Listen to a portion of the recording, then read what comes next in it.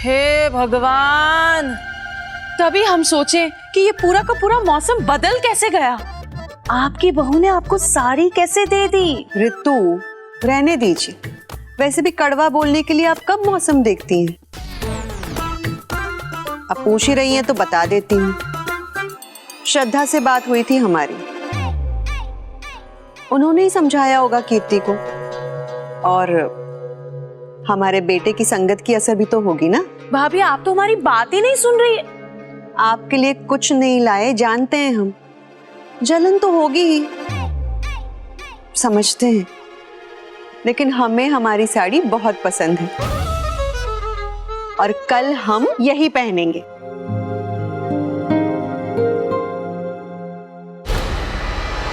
कोई बात नहीं भाभी, हम तो मौसम देखकर कड़वा नहीं बोलते हैं, मगर सच बोलने के लिए मौसम का इंतजार करने की जरूरत नहीं है। पहनिए आप वो साड़ी।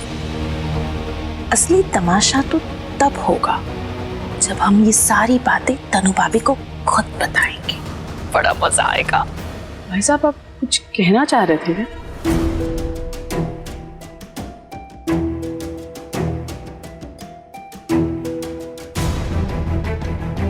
बहन जी, ये हमारी तरफ से अभय और श्रद्धा के लिए छोटी सी भेंट है। शादी इतनी जल्दी जल्दी में हुई कि कुछ करने का मौका ही नहीं मिला। अरे भाई साहब, ऐसा मत बोलिए। ये सब तो अरे भाई साहब, आप ये हमको काहे दे रहे हैं? अरे ये सब बच्चों का है, तो आप खुद अपने हाथ से ही इसे दे दीजिए। और ये उसी की चीज है तो आप उसे ही दे दीजिए।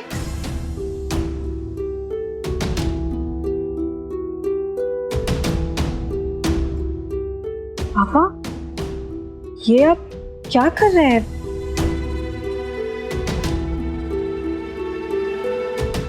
मैं ये नहीं ले सकती हूँ। भगवान का दिया सब कुछ है इस घर में। मैं ये नहीं लूंगी। और वैसे भी अभय जी को ये पता चलेगा तो वो बहुत नाराज होंगे मुझसे, और उनसे छुपा के मैं ये नहीं ले सकती हूँ। अब अरे बेटा, मना मत करो। वैसे भी हम शादी में कुछ कर नहीं पाए, मम्मी पापा की तरफ से आशीर्वाद समझकर ही ले लो। नहीं पापा, ये अरे बेटा, पापा इतने प्यार से तुम्हें दे रहे हैं तो मना करके तुम उनका दिल तोड़ दोगी। अरे इसमें उनका प्यार ही तो छुपा है, मना नहीं करते, ले लो।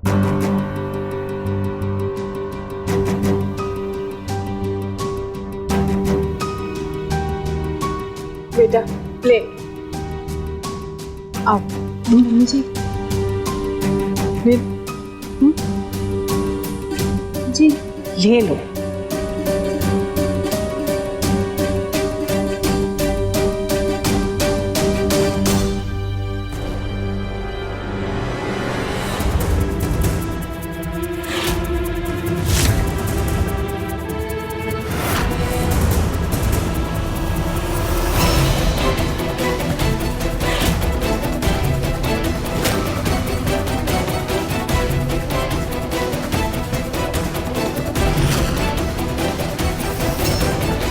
बेटा, मुझे उम्मीद है कि इन पैसों से तुम लोग अपनी सारी जरूरतें पूरी कर लोगे। और बेटे, कम लगे तो बता देना, हिचकिचाना नहीं।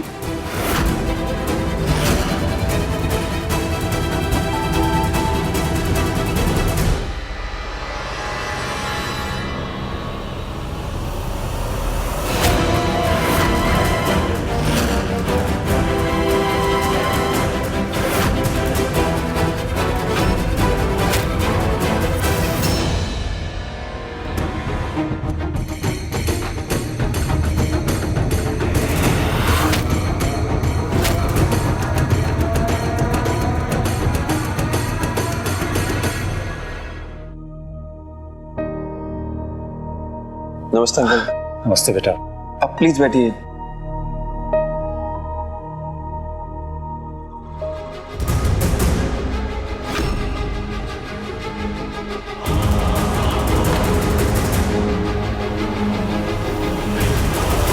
अंकल ये सब क्या है? बेटा ये हमारी तरफ से तुम दोनों के लिए एक छोटा सा तोहफा है।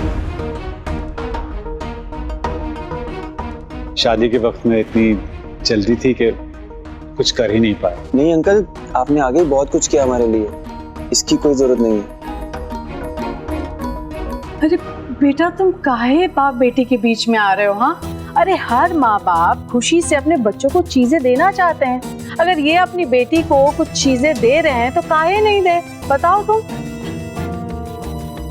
और वैसे भी जब श्रद्धा को कोई दिक्कत नहीं है तो तुझे क्या परेशानी है? मम्मी जी, मैंने तो साफ कहा कि मुझे। हम सब समझते हैं, अरे हम भी तो बेटी हैं ना। अगर तुम लेना चाहती हो तो तुम्हें यहाँ कोई नहीं रोकेगा। अरे भाई साहब, आप ही इससे समझाइए ना। बेटा तुम ये रख लोगी तो हमें बहुत खुशी होगी। अच्छा, अब हम चलते हैं।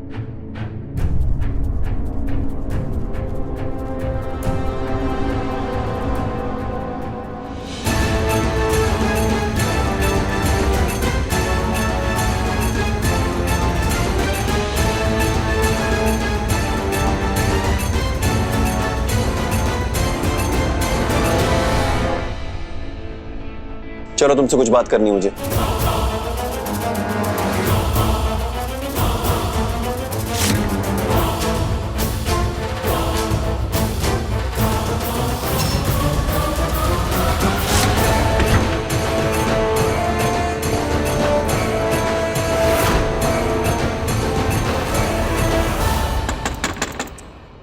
भी कौन आ गया? अरे इस घर में ना किसी को चैन ही नहीं है, कोई हमें आराम ही नहीं करने देता। क्या? हाय, ए, हेलो, ओए, क्या कर रही हो तुम यहाँ? तुम्हारे मुंह से थैंक यू सुनने। Excuse me? एक्सक्यूज मी नहीं, थैंक यू। किस खुशी में? खुशी में नहीं, गम में। क्योंकि तुम्हारी आंखों पे जो वो प्यार और विश्वास का पर्दा लगा है ना, उसे खोलने के लिए। तुम्हारे बकवास के लिए ना हमारे पास बिल्कुल टाइम नहीं है। ठीक है, पर मैं तो तुम्हें वो बताने आई थी कि ताई जी आज श्रद्धा से तुम्हारी बुराई कर रही थी।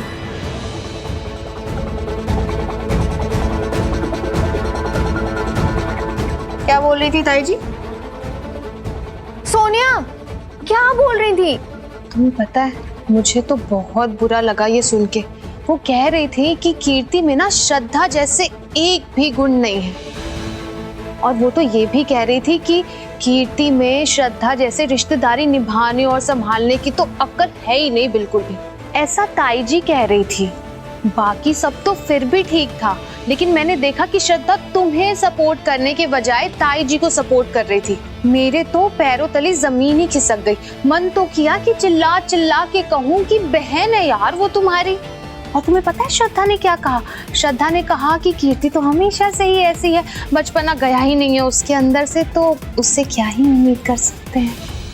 हो गई तुम्हारी बकवास? या और भी बातें बताने के लिए? नहीं, दीदू ने और भी कुछ बोला होगा ना? तुम्हारी बहन ना तुम्हारे घर में रह के तुम्हें नीचा दिखाने की कोशिश कर रही है और तुम्हें कोई फर्क ही नहीं पड़ रहा। उठो, उठो। सोनिया, तुम खुद हमारे कमरे से बाहर जाओगी या हम तुम्हें धक्के मार के बाहर निकाले?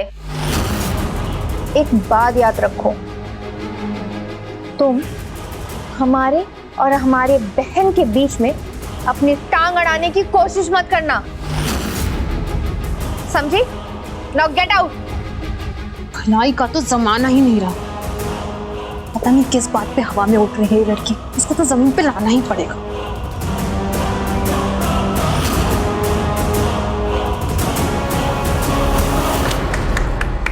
आज बहुत खुश होगी तुम अपने पति को फिर से एक बार निकम्मा साबित करके। क्या कह रहे हैं आप?